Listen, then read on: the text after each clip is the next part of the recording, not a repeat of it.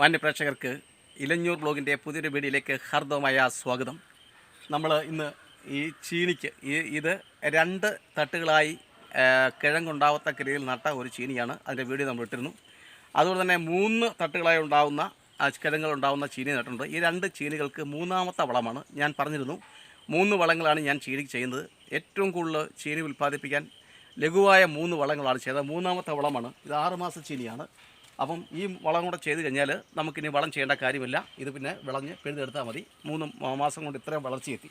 അപ്പോൾ ഇതിന് നമ്മൾ വളം ഇടുമ്പോൾ ആദ്യം ചെറുതായിട്ട് ഇതിൻ്റെ ചുവട് നമ്മളൊന്ന് അനക്കി കൊടുക്കണം. അതായത് മണ്ണ് ചെറുതായിട്ടൊന്ന് മാന്തി കൊടുക്കേണ്ടതുണ്ട്.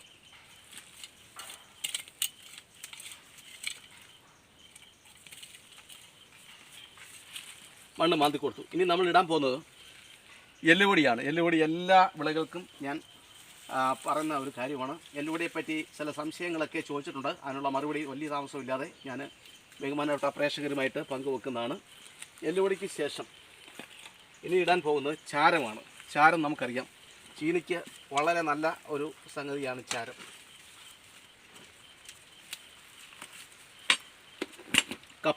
കപ്പ അഥവാ ചീനിക്ക് ഏറ്റവും നല്ല ഒരു വളമാണ് ചാരം. കാരണം വലിയ കിഴങ്ങുകൾ, നല്ല ദൃഢമുള്ള കിഴങ്ങുകളുണ്ടാവാനും കിഴങ്ങുകൾക്ക് നല്ല സ്വാദ് കൂട്ടാനും ഒക്കെ ചാരം ആവശ്യമാണ്. പൊട്ടാഷാണ് ഇതിനകത്ത് അടങ്ങിയിരിക്കുന്നത്. അപ്പോൾ അതുകൊണ്ട് ചാരം അത്യാവശ്യമായിട്ടും കപ്പ നടുന്നവരിട്ടിരിക്കേണ്ടതാണ്. ഇനി നമ്മളിതിൻ്റെ മുകളിൽ ചെറുതായിട്ട് മണ്ണ് ഒന്ന് നീക്കിയിട്ട് കൊടുക്കണം.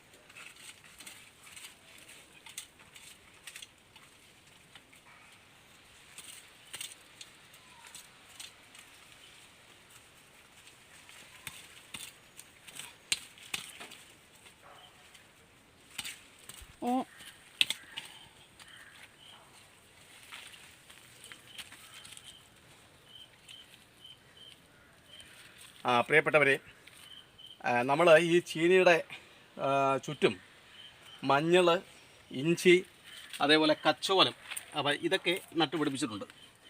അപ്പം ഇത് എന്തിനാണ് എന്ന് ഞാൻ നട്ടപ്പോൾ തന്നെ പ്രേക്ഷകരുമായി പങ്കുവച്ചിരുന്നു. ഒന്നുകൂടി പറയാം.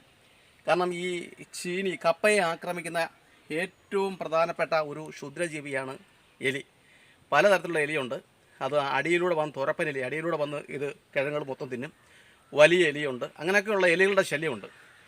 അപ്പം എലികളുടെ ശല്യം ഒഴിവാക്കാനാണ് സത്യത്തിൽ നമ്മൾ ഈ സുഗന്ധവ്യഞ്ജന വിളകൾ ഇതിൻ്റെ ചുറ്റും നടുന്നത്. പിന്നെ ഇതിൽ നിന്നും മറ്റൊരു പ്രയോജനമുണ്ട്. ഈ മഞ്ഞൾ എന്ന് പറയുന്നത് നമുക്കറിയാം, രോഗങ്ങളെ, കീടങ്ങളെ ചെറുക്കാൻ ഏറ്റവും നല്ല ഒരു സുഗന്ധവ്യഞ്ജനമാണ്. മഞ്ഞൾ ഏതൊരു വിളകളുടെയും ഇടയിൽ നട്ടുപിടിപ്പിച്ചാൽ ആ വിളകൾക്ക് നല്ലൊരു ആരോഗ്യ സംരക്ഷണ കവചമാണ്. പിന്നെ നമുക്ക് മറ്റൊരു ലാഭമുണ്ട്. ചീനി പിഴുത് കഴിയുന്നുണ്ടെങ്കിൽ, ചീനി നമ്മൾ വിളവെടുത്ത് കഴിയുന്നുണ്ടെങ്കിൽ ഈ മഞ്ഞളിൽ നിന്നും കച്ചോലത്തിൽ നിന്നും ഇഞ്ചിയിൽ നിന്നും നമുക്ക് ആദായം കിട്ടും. ഇവിടെ നമ്മൾ മഞ്ഞളിനോ ഇഞ്ചിക്കോ കച്ചോലത്തിനോ പ്രത്യേക വളമിടുന്നില്ല. ചീനിക്ക് മാത്രമേ വളമിടുന്നുള്ളൂ. അതിലൂടെ തന്നെ ഇവയൂടെ വളരും. ഒപ്പം എലി വരത്തില്ല. നമ്മുടെ മണ്ണിൻ്റെ സ്ഥിതി നല്ല രീതിയാവും. മണ്ണിന് ജൈവവളങ്ങളാണ് നമ്മൾ ഇടുന്നത്. അതുകൊണ്ട് തന്നെ ഇതിൻ്റെ മണ്ണ് ശുദ്ധീകരിക്കാൻ വേണ്ടി വേറൊന്നും ചേർക്കേണ്ട കാര്യമില്ല. അപ്പോൾ ഇതും ബഹുമാനപ്പെട്ട പ്രേക്ഷകർക്ക് ഒന്ന് പരീക്ഷിച്ച് നോക്കാം. അപ്പോൾ ഇത്തരത്തിലുള്ള കൃഷി രീതികൾ നിങ്ങൾക്ക് താല്പര്യമാണ് എന്നെനിക്കറിയാം. ഇനി നമുക്ക് അടുത്ത ഒരു മൂട് കപ്പയുണ്ട്. അതായത് ഞാൻ നിങ്ങളോട് പറഞ്ഞു 3 ലെയർ, ഇത് 2 ലെയർ, 2 പിന്നെ തട്ടുകളായിട്ട് കിഴങ്ങുണ്ടാകുന്ന രീതിയിൽ നട്ടിരിക്കുന്നത്. ഇതിനെ വിളവെടുക്കുന്നത് ഞാനിടാം. ഇനി 3 ലെയറിൽ കപ്പ ഉണ്ടാകത്തക്ക രീതിയിൽ ചീനി നട്ടിട്ടുണ്ട്. അത് എന്താണെന്നും അതെങ്ങനെയാണ് വളമിടുന്നതും നമുക്ക് പോയി നോക്കാം.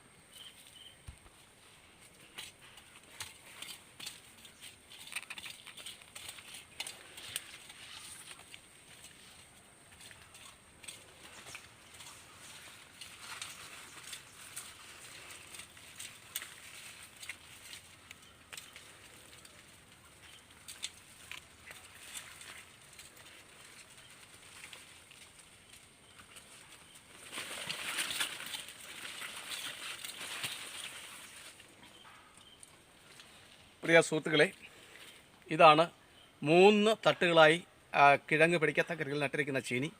ഇത് സുമോ എന്ന് പറയുന്ന ഒരു ചീനി വർഗ്ഗമാണ്. ഇതിന് ഒരു 11 മാസത്തെ വിളവുണ്ട്. ഇത് നിങ്ങളതിൻ്റെ ചുവട് ശ്രദ്ധിച്ച് കാണും. ഇത് വളരെ നല്ല രീതിയിൽ നട്ടിരിക്കുന്നത്. ഇത് മിനിമം എൻ്റെ പരീക്ഷണത്തിൽ 60 കിലോ കപ്പ കിട്ടിയിരുന്നു. അപ്പം 60 കിലോ മുതൽ 100 കിലോ വരെ കിട്ടുമെന്നാണ് ഇത് എനിക്ക് മുമ്പ് കൃഷി ചെയ്തവർ പറഞ്ഞിട്ടുള്ളത്. അപ്പോൾ ഇതിൻ്റെ വളം 1ഉം 2ഉം വളങ്ങൾ കഴിഞ്ഞു. ഇനി 3ാമത്തെ വളം നമ്മൾ ഇടാൻ പോവുകയാണ്. 3ാമത്തെ വളം എല്ലാ കൃഷിക്കും എല്ലാ കപ്പയ്ക്കും ഇടുന്ന വളം തന്നെയാണ് നമ്മൾ 3ാമത് ഇടുന്നത്.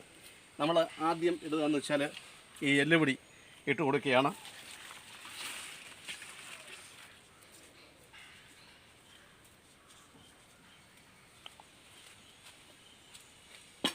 അത് കഴിഞ്ഞിട്ട് ചാരം അഥവാ വെണ്ണീറാണ് നമ്മൾ ഇട്ട് കൊടുക്കുന്നത്.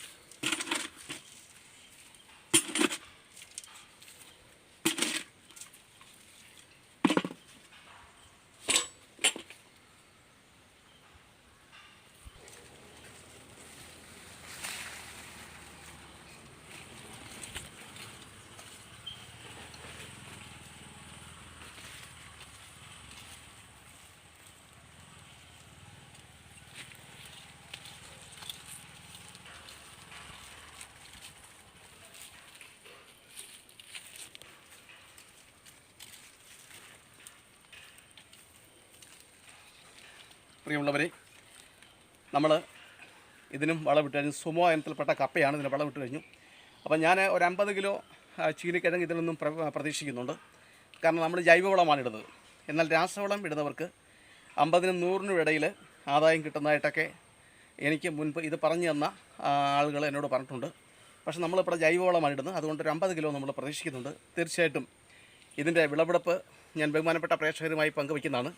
അപ്പോൾ പ്രിയപ്പെട്ടവരെ, ഇത്തരത്തിൽ നമുക്ക് ചെയ്യാൻ പറ്റുന്ന കൃഷി രീതികൾ വലിയ പണം മുടക്കൊന്നുമില്ലാതെ നമുക്കുള്ള പുരയിടത്തിൽ ഒക്കെ ചെയ്യാൻ പറ്റുന്ന കൃഷി രീതികൾ, അത് ചട്ടിയിലാവാം, ചാക്കിലാവാം, ഡ്രമ്മിലാവാം, ഗ്രോ ബാഗിലാവാം.